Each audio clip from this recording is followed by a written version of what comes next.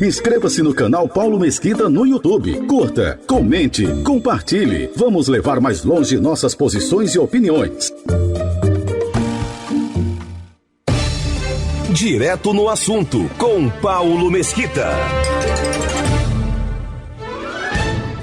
E eu desde já quero agradecer aos muitos e muitas pessoas que estão se inscrevendo no nosso canal do YouTube. Muito obrigado mesmo. A todos vocês, felicidade, viu? Faça um favor também, compartilhe, mande pra frente. Se alguém não gostar, simplesmente não vai curtir, ou pode botar o não gostei, não tem problema nenhum, porque ninguém tem palavra de rei, e uns gostam, outros não gostam, mas é assim que tem que ser a vida.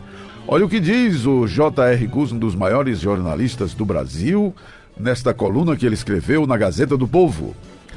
A última coisa que o Brasil precisa neste momento e para o futuro imediato, sem dúvida nenhuma, é mais crime. A principal forma de opressão que existe hoje em dia contra os cidadãos brasileiros em sua vida cotidiana. É um prodígio, assim, que um dos candidatos à presidência da República nas próximas eleições, o ex-presidente, será um defensor aberto e agressivo dos criminosos e do crime. Ele prega uma política de desencarceramento para condenados por tráfico de drogas em seu governo. Ou seja, quer tirar bandidos da cadeia, em vez de tirar da circulação os criminosos impunes que desgraçam a população todos os dias e a cada vez mais. Seus aliados próximos exigem do STF a liberação do uso e porte de drogas em pequenas quantidades. Faz discursos indignados em favor do roubo de celulares, ao defender como se fossem vítimas os meninos, entre aspas, bem entre aspas, e esses meninos, que se dedicam a esse tipo de crime. Acham absurdo a polícia prender ladrão de celular, enquanto crianças passam fome. Pois é. Disse que policiais não são seres humanos. Quis voltar atrás depois, mas já tinha dito.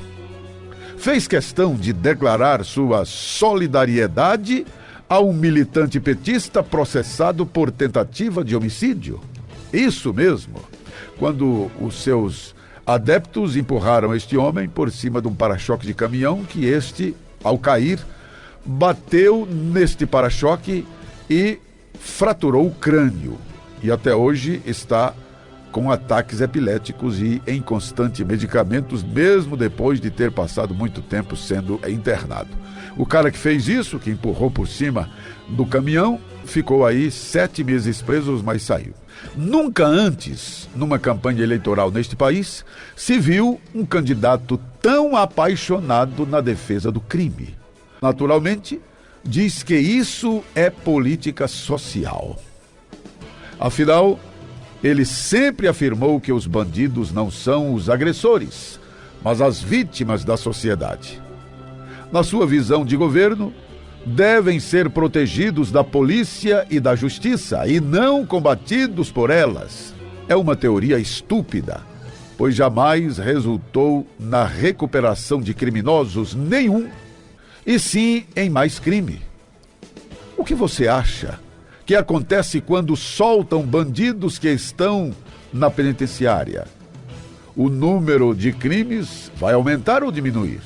Já não chegam às dezenas de milhares de delinquentes que estão soltos e roubam, matam e estupram também todos os dias? Pois então, quer colocar mais dessa gente na rua. Isso é ser a favor ou contra o crime na prática. E as drogas? Pequenas quantidades de heroína nas escolas, por exemplo, ou de cocaína, isso vai deixar o Brasil melhor, mais próspero ou mais justo? Ninguém precisa de uma grande dose de heroína para começar a sua ruína. Os únicos que precisam desta discriminação e que vão lucrar com ela são os traficantes e o crime organizado. Ele prega uma política de desencarceramento para condenados por tráfico de drogas em seu governo, ou seja, quer tirar bandidos da cadeia, em vez de tirar de circulação ou da circulação os criminosos impunes que desgraçam a população todos os dias a cada vez mais. Isso está no plano de governo deste que agora se diz, parece até que veio de outro planeta, se diz o salvador da pátria. E aí, na verdade, é que está o maior câncer da sociedade brasileira nos dias de hoje. Poucos países do mundo, provavelmente nenhum, favorecem tanto o crime quanto o Brasil. Ano após ano, muda-se as leis para beneficiar diretamente os criminosos. Eles têm cada vez mais direitos, mais garantias, mais instrumentos legais para escaparem das punições, mais proteção da justiça, mais privilégios e mais impunidade. Os policiais, ao contrário, são perseguidos cada vez mais como se os inimigos da sociedade fossem eles, e não os bandidos. A cada lei nova que o Congresso aprova, menos direitos e mais riscos o policial brasileiro tem. A ponto de que, hoje, do ponto de vista legal, é mais perigoso ser um policial do que ser um assaltante, homicida ou estuprador. É o resultado direto da perseguição feita o tempo todo aos policiais pelo Supremo, pelo Ministério Público, pela Corregedoria da Polícia, pelos governadores de Estado, pela Defensoria Pública, pelos grupos de direitos humanos, esses direitos humanos aí bem entre aspas, viu, amigo? Pela mídia em peso, ou quase em peso, porque aqui nós não defendemos, viu? Defendemos o homem de bem, o policial, e não defendemos bandido, pode ter certeza. Mesmo que ele seja engravatado de colarinho branco e até ex-presidente ou ex-presidiário. Na prática, todos eles estão defendendo diretamente o crime e as organizações criminosas. Negam, é claro, mas é exatamente isso que acontece no mundo das realidades concretas. Só lembrando que você conhece alguém por sua história. Não adianta dizer, como aconteceu com aquela brasileira que estava nos Estados Unidos e deram uma bandeira para ela e ela simplesmente colocou a bandeira no chão e saiu pisoteando ou sambando em cima. E depois disse, não, foi um ato impensado. Como é que alguém pega a bandeira, sabe da cor da bandeira, pega e deliberadamente coloca no chão e sai sapateando e foi um ato impensado? Que diabo é isso? Tá ficando doido, é? Pois é, tem muita gente discursando, dizendo uma coisa e depois que a carga vira, aí diz assim, não, mas eu não queria fazer isso. Só falta agora aquele estuprador dizer que não queria fazer aquilo. Meu Deus do céu, é um negócio doido, né? Tava dormindo, era? Nada, tava acordado e sendo ruim. A legislação penal brasileira jamais, em momento algum, pensa nas pessoas honestas, inocentes e indefesas que são vítimas do crime, nem em seus direitos ou na proteção que teriam de receber da autoridade pública.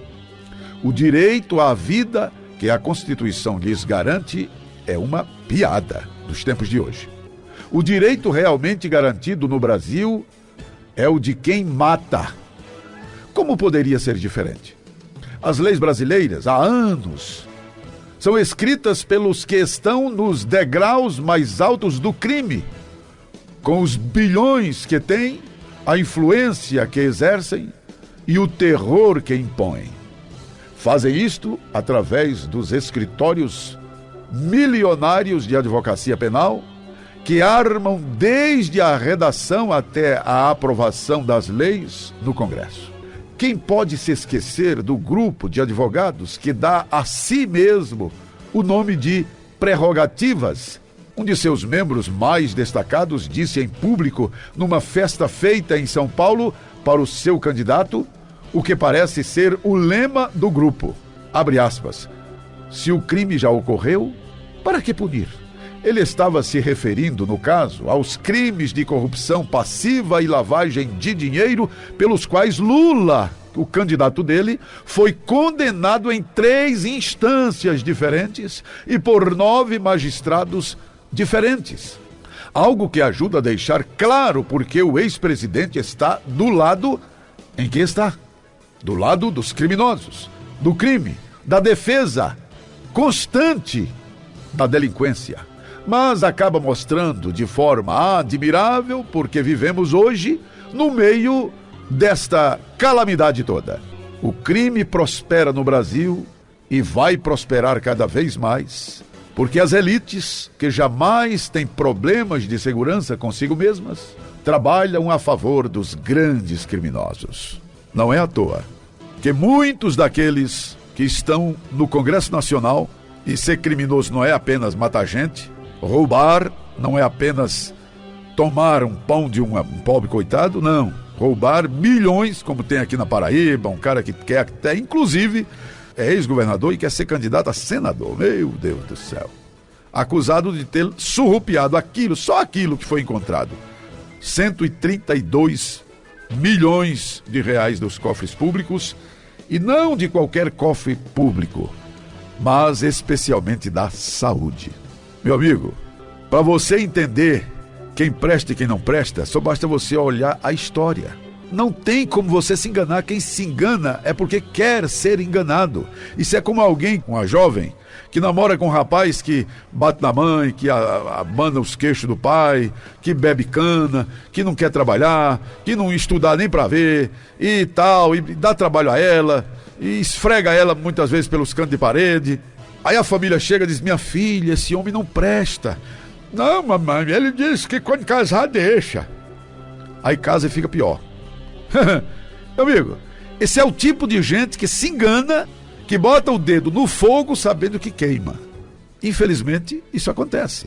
Na política não é diferente, porque não há como, nos tempos de informação que estamos hoje, no século da comunicação e da imagem, porque é muito difícil alguém dizer assim: eu sou leso de tudo, não sei de nada. Só se for premeditadamente, mas é impossível alguém hoje não saber o que acontece com as redes sociais, com a imprensa e tal. Aí o cara dizer que hoje não tem mais como votar enganado. Até pouco tempo teria, mas hoje não tem, porque você pode olhar a história do cara. E a história desses delinquentes que estão aí se apresentando como sendo aqueles que podem resolver o seu problema e trazer para você um mundinho colorido, onde você não precisa mais ter esforço nenhum. Se você entender desse jeito, vai fazer você cair do cavalo. Mas a história está aí para contar. É só não enganar você mesmo. Este é o nosso Direto no Assunto.